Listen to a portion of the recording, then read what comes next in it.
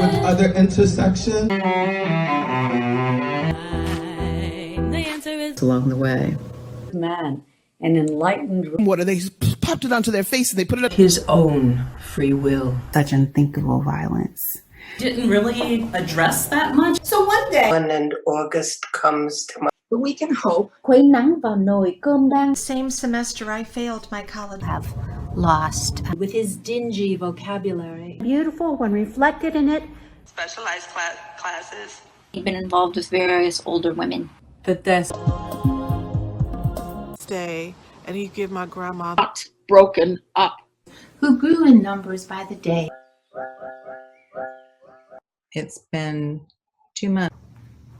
Taste this time, she swears. Broken or sound.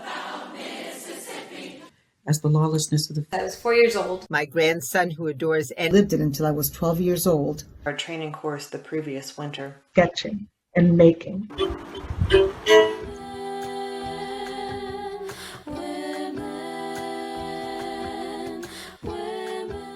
Sara Fitzgerald is a retired journalist and an award-winning author of both nonfiction and fiction.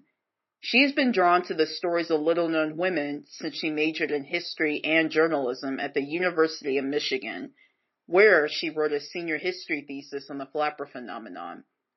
Fitzgerald's love of writing, historical research, and telling the stories of little-known women drew her to the life of speech and drama teacher Emily Hale. The 2020 release of letters written by Hale's lover, famous poet and essayist T.S. Elliot, inspired Fitzgerald to publish a novel titled The Poet's Girl. Her fascination with the subject continues to this day. Hi, I'm Sara Fitzgerald, and I'm speaking on behalf of the Sherazad Project, 1001 Artivist, to talk about my work. I first became interested in women's history back when I was in college in the 1970s, and I was inspired by women professors at the time who were seeking a place to explore the stories of women, and in many cases being daunted by their male peers who thought those stories weren't worth exploring. This became the Women's Studies program, and I majored in history, and I always looked for stories of women that had not been told, which was exciting because it was a wide open field. Later on, after working as a journalist and some other jobs, when I retired, it gave me an opportunity to pursue these stories, and I returned to this work that I love. My first biography was about a woman named Ellie Peterson, who was big in Republican moderate politics back in the 1960s. She went on to be one of the co-chairs of the ERA America coalition that fought for ratification of the Equal Rights Amendment. I had been inspired by Peterson when I saw her on the national political stage when I was a teenager, and was proud she came from my home state of Michigan. As fate would have it, I met her when she was a senior citizen and moved into the same retirement community as my parents, and so I got to know her as a friend. And when I was looking for a project, I approached her about writing her biography, which I did. After that, I pursued a project about a sex discrimination complaint that was filed against my alma mater, University of Michigan, back when I was a college journalist.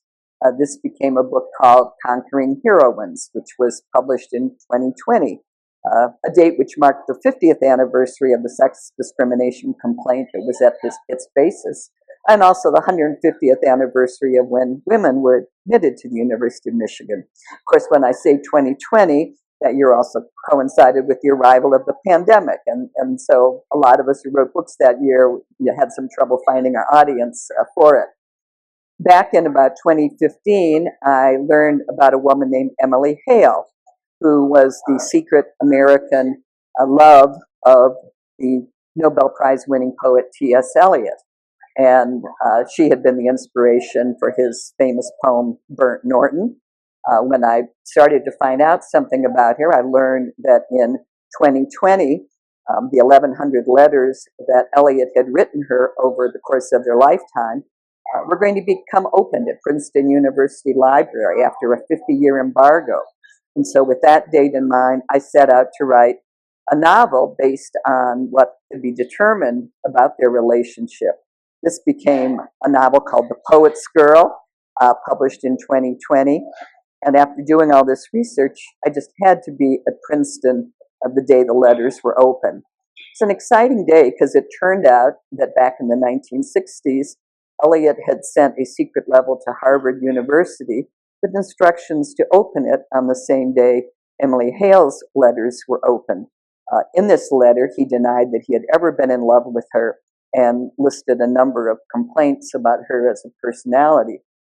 He wrote the letter after he had married his much younger secretary, and those of us who were there speculated that he did it because he feared his younger wife might still be alive when the letters were opened, and this would be very painful to her. Well, I became so angered about this letter, and also the fact that Elliot had destroyed all of Emily Hale's correspondence when she had preserved his for all these years, that I was then motivated to write a biography of hers about her.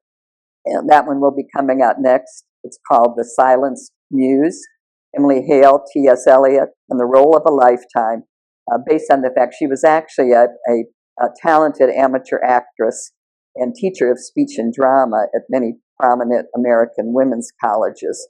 And so I billed it as we're going to tell her story for a change, and I'm glad to have the opportunity to bring these stories to life. We've gathered such an incredible community of strong, fierce, creative women whose voices and art can continue to change the world for the better. There's so much work to do. First, let's finish this job. Make sure your vote counts. Help us sustain and grow this beloved community by donating money, volunteering time, or by telling your friends about us. With your help, we'll be able to provide a wider platform for artists, produce higher quality videos, publicize our activism to bring voices to a wider audience, pay our interns, and hire an executive director. Please consider supporting us.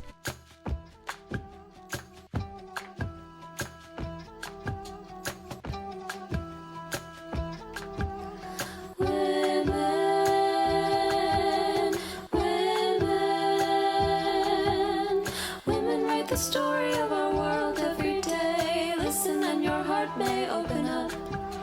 If ever you feel frightened of our world that's washed away, a mother is a mother, come to us.